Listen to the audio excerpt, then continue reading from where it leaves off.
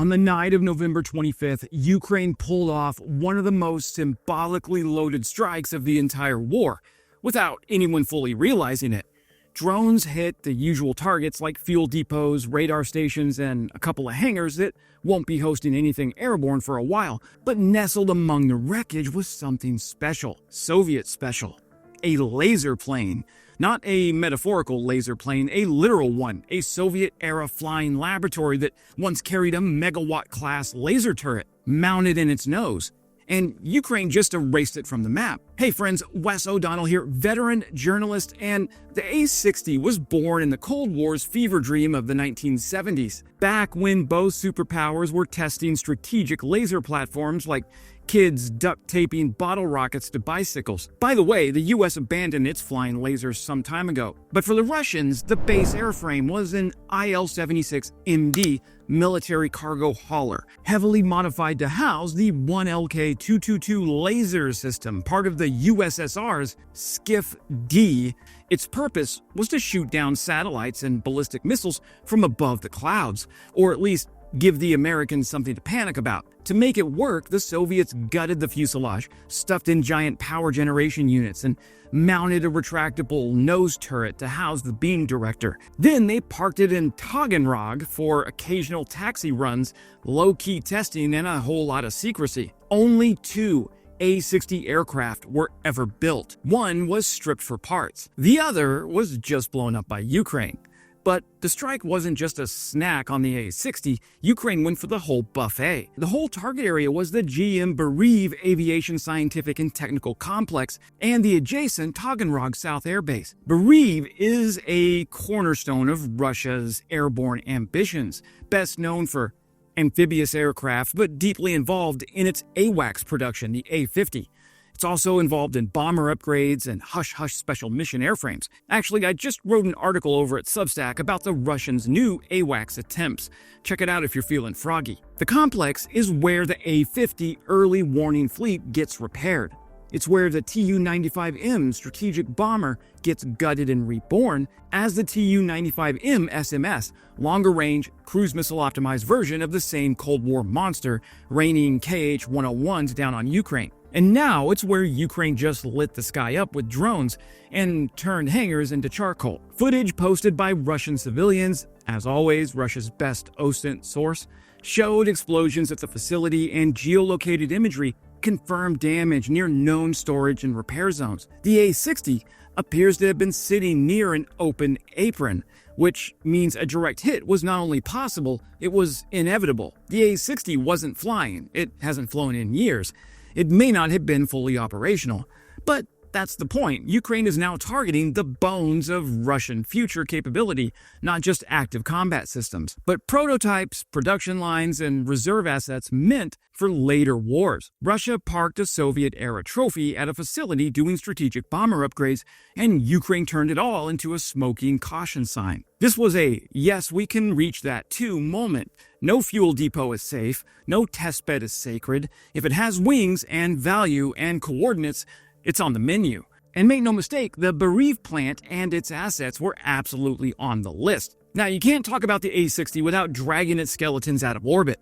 The aircraft was never just a testbed. It was the airborne arm of a grander plan called Skif-D, a Cold War fever dream cooked up in the Soviet Ministry of Defense and the KGB's wildest tech office. The full name was the 17F-19 Delta Skif-D, but in Western reporting, it got a sexier label, the Scythe-D.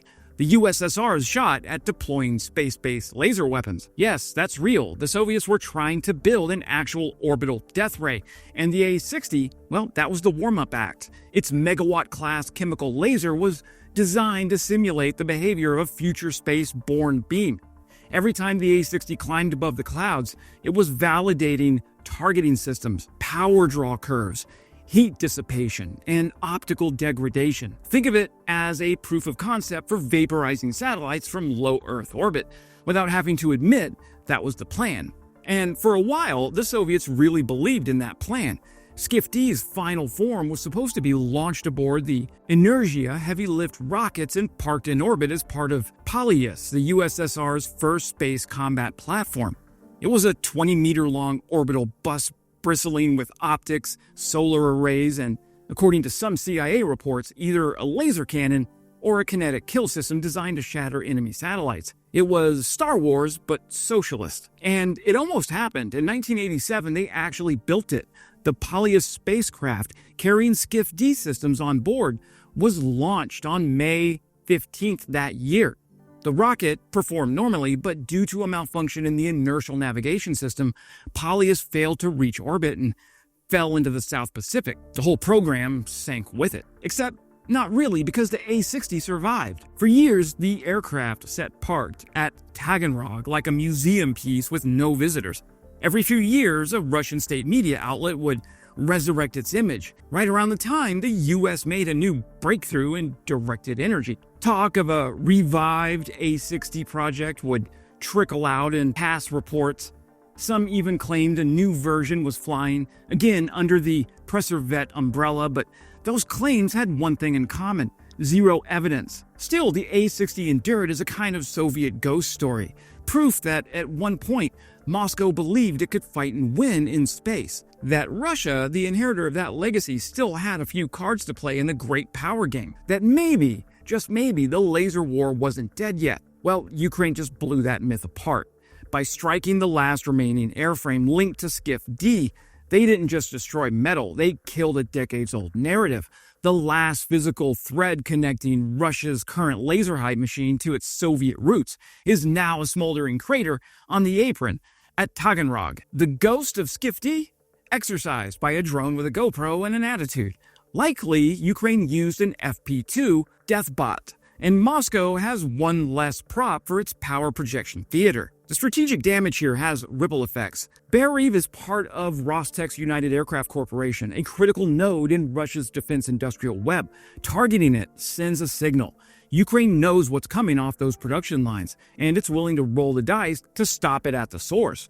It also forces Russia to disperse future projects, keep high-value assets moving, and spend more on decoys and hardened shelters. Reduce their test windows, delay programs, all of that goes into exactly what Ukraine wants. This strike likely set back future A-50 AWACS upgrades too. It may have delayed the Tu-95 MSM rollouts, and it certainly destroyed a rare platform that took decades to build. For Ukraine, it's a tactical pinprick with a strategic echo. While Taganrog burned, Ukrainian drones were busy harassing other parts of southern Russia. Ukraine's late November drone campaign has morphed from single stings into regional saturation, hitting radar systems, storage depots, and even triggering local alert systems. In some towns in Russia, residents were reportedly warned of other emergencies due to unauthorized interference with the city's public warning system. Ukraine hacked the fire alarm, for funsies. This kind of disruption doesn't win wars outright, but it frays nerves, drains resources, and makes Russian planners wonder just how deep the infiltration goes. So here we are. For casual observers, Ukraine blew up an old Soviet test plane, but to anyone watching defense trends, they blew up an idea. They killed the mythology of Russia's next-gen laser revival. They struck the place where the past meets the future, and then left a smoldering crater. And that, more than the debris, is what Moscow really lost. That's it for today, my friends. One Russian A-60 permanently grounded. If you want more clear-cut analysis without the noise, subscribe. Every week we dig into weapons, tactics, and decisions shaping this war. And as always, glory to Ukraine, glory to the heroes. Crimea is Ukraine.